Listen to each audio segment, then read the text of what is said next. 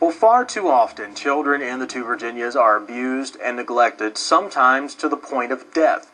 So how does the justice system protect our children? WVVA's Rebecca Fath is here to explain in her special report, Investigating Child Abuse. Rebecca? Greg, a very brave abuse victim, Cynthia Cox, opens up about how she feels the justice system failed her when she was a child.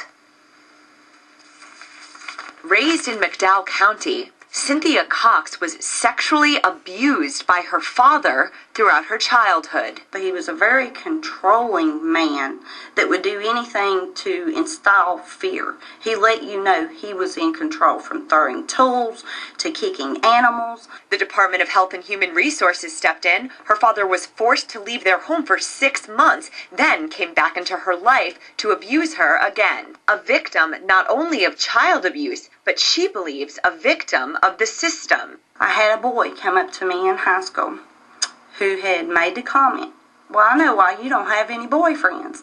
I'm like, all right, what's this idiot want, you know? Just being a typical guy and gal in school.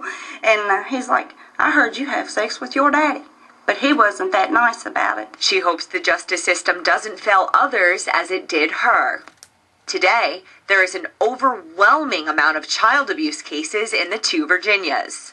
In every circuit court, every week, there's probably about 140 to 150 cases going on.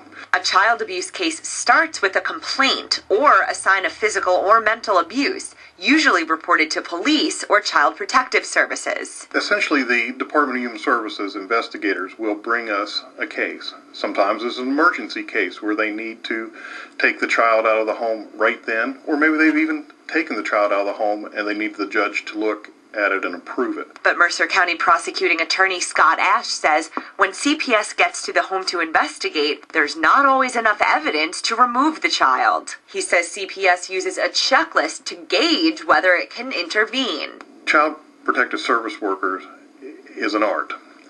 Realize what sort of tightrope they're on. If they make a mistake in one direction, then they're the Nazis coming in to steal children and break up families. If they make a mistake in the other direction, then you have continued injuries, you have possibility of death. In general, Ash says child abuse cases can be difficult to try. A lot of it in criminal court is a whodunit. That is to say, you've got 2 or 3 adults living in a home. They all will clam up and not say anything. When they get into court, they point fingers at each other. Because each child abuse case is so unique, prosecutors have a laundry list of charges to pin on a suspect. There's a felony to neglect a child resulting in injury. It's felony to have a neglect that creates a risk of serious injury. Obviously, abuse to the point of serious injury. Cynthia Cox feels her father shouldn't have been allowed back into her life. And now, by speaking about her traumatic experiences, Cynthia hopes to reach out to other abuse victims. As a child, you don't know who to turn to, especially when you don't have legal protection. DHHR doesn't let you down once. What do? It's been very difficult to try to mend what family is, what family means. And she offers these words to others who've been abused. There is no reason to feel shame, guilt, or alone because of the truth. And the truth, I honestly believe, is the only way that will set a person free and at least get them on the right path to helping themselves to be able to help others. If you'd like to hear more about how Cynthia survived, you may want to buy her book, The I in Me. You can head to WVVA.com to find out where to get it. There you'll also find numbers you can call if you or someone you know is a victim of child abuse. Greg. All right, Rebecca, great job. Thanks a lot.